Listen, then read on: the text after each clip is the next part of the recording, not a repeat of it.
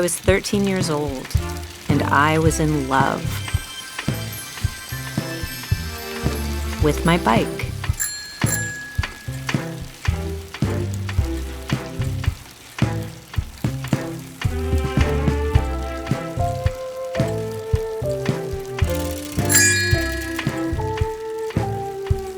When I was riding my bike, I felt like I was flying.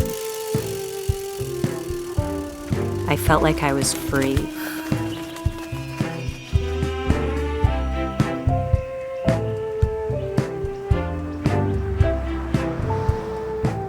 It was summertime, and like most days that summer, my bike rides ended up at Christina's house. And on this day, Christina had a plan. Today was the day we were going to shave our legs.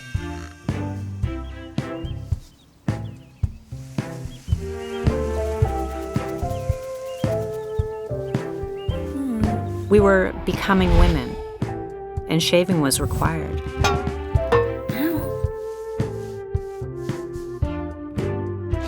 Somehow Christina always knew what was up next, and I always followed her lead. Christina went first. She was confident, reassuring. Being a woman isn't so hard. But then, let's just say things didn't go as planned.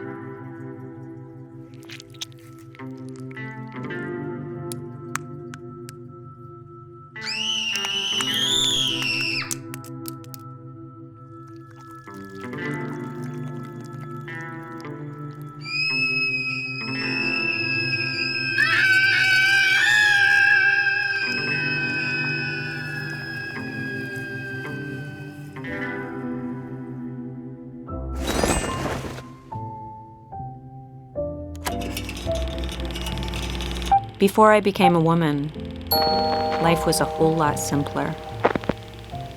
Even as a kid, I was perplexed by the world of adults. My mom seemed very different from my dad. This made no sense to me whatsoever because us kids, we were all the same.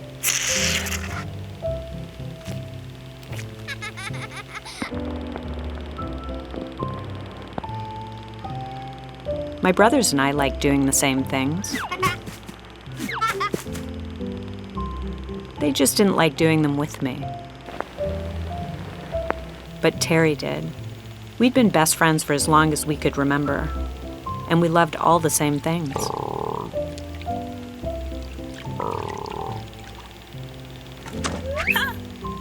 We even wore the same clothes, except when we weren't wearing them.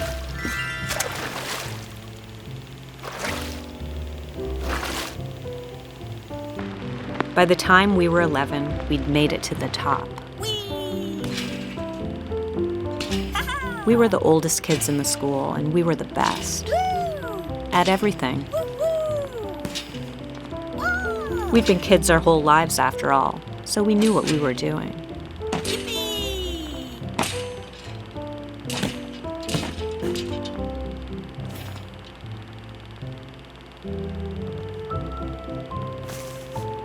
But then suddenly, everything changed.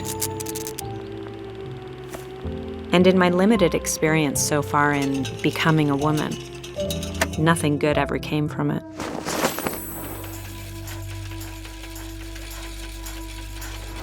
So why would I shave my legs?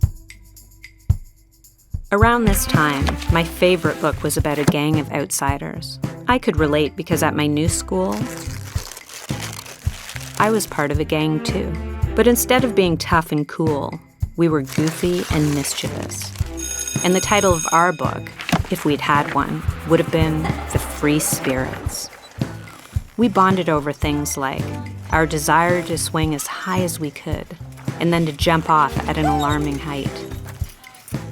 The curiosity we had about the inner lives of our pets, these furry family members who we loved fiercely.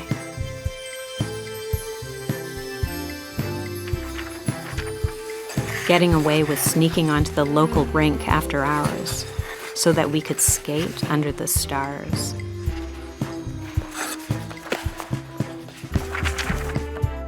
And our love of art. Art was expansive.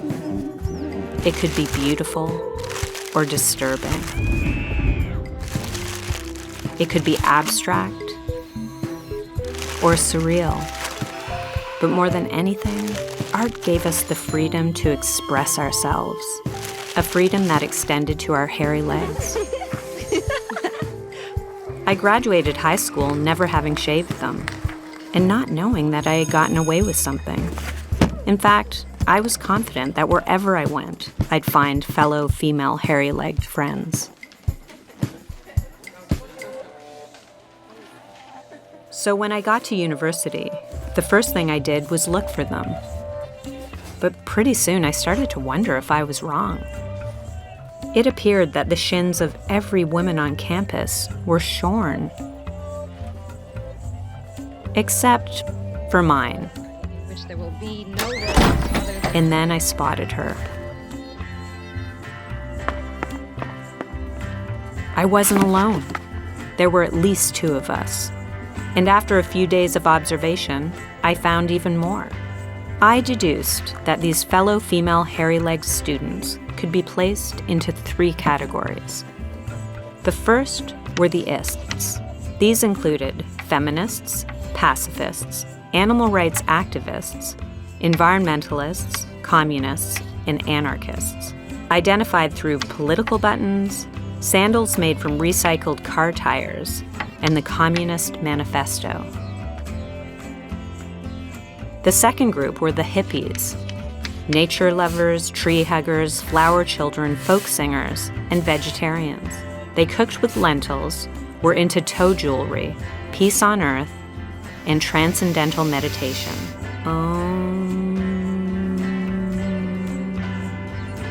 But the hairy-legged women who intrigued me the most were the rugby players. They were fierce, powerful, loyal, and bold. Easily spotted by their injuries, their muddy knees, and of course, their striped jerseys.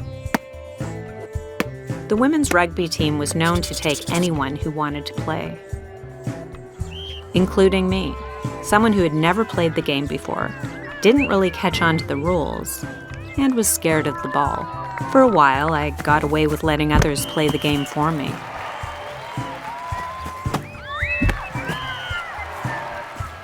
Until I caught the ball.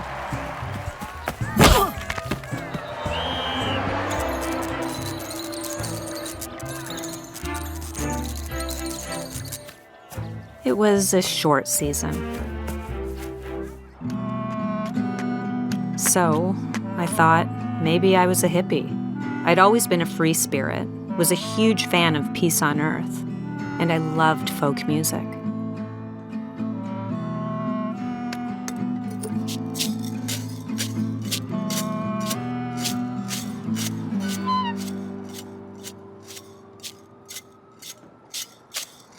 But unfortunately, the hippies didn't want me. I was getting discouraged. Maybe I should start shaving my legs. But every time I thought about it, I'd get this funny feeling in the pit of my stomach. It just felt wrong. Around this time, one of my roommates was taking a women's studies class. At first, I couldn't really see the point. Being women ourselves, didn't we already know what there was to know? Eventually, though, my curiosity got the best of me, and before I knew it, I became totally engrossed. But it was this line that blew my mind. One is not born, but rather becomes a woman. Because this meant that one is not born to shave the hair on her legs. One becomes a shaver of the hair on her legs. The uneasy feeling in my stomach when I thought of shaving my legs was the feeling of injustice. And this is how I became an ist, a feminist. And being a feminist made me believe in my hairy legs more than I ever had before. Learning about feminism took me on a journey. I read books by feminists who were paving the way for equal rights, fighting so women could vote, work, and have control over our bodies, including having hairy legs. I learned that femininity is just a story written by our culture, consisting of certain practices, none of which I had to do, including shaving my legs. I learned about patriarchy and capitalism and how they work together. First by convincing women their legs should be hairless, then by selling them a way to get rid of that hair, and finally by making this practice a lifelong pursuit. They could make themselves a lot of money. The money I'd saved for not shaving my legs could be put towards something worthwhile, like saving the whales. I learned that if the problem was patriarchy, this meant men, which was confusing for my boyfriend at the time.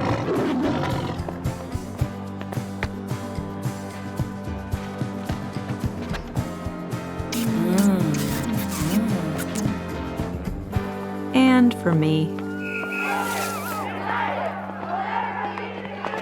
I knew that by marching on my hairy legs, I was making a difference. I was helping to make the world a more equal and safe place for everyone. My hairy legs had a purpose. But what I didn't know was that it was easy to have hairy legs when I was surrounded by them, because eventually I left university. And I wasn't. One by one, my hairy-legged friends joined the real world. And apparently in the real world, women shaved their legs. They had reasons like, shaving my legs makes me feel clean. It's customary, it's what women in our culture do. I'm a feminist, and feminism is about choice. I love the feeling of smooth legs. Hairy legs were just a phase. This is the real me. I didn't judge them. For all I knew, Simone de Beauvoir shaved her legs too. I also discovered that in the real world, people had opinions on hairy legs. And then someone I never could have predicted started to think my hairy legs looked disgusting. Me. Because if enough people tell you a part of you is disgusting, you might just start to believe it too. I couldn't deny that my hairy legs had gone from making me feel free to making me feel like a freak. And it was women who shaved who looked far freer than I felt. And all I ever wanted was to feel free.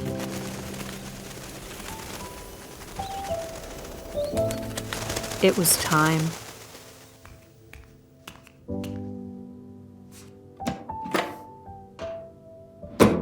I wanted to feel comfortable in my own skin again. I wanted to feel more like myself.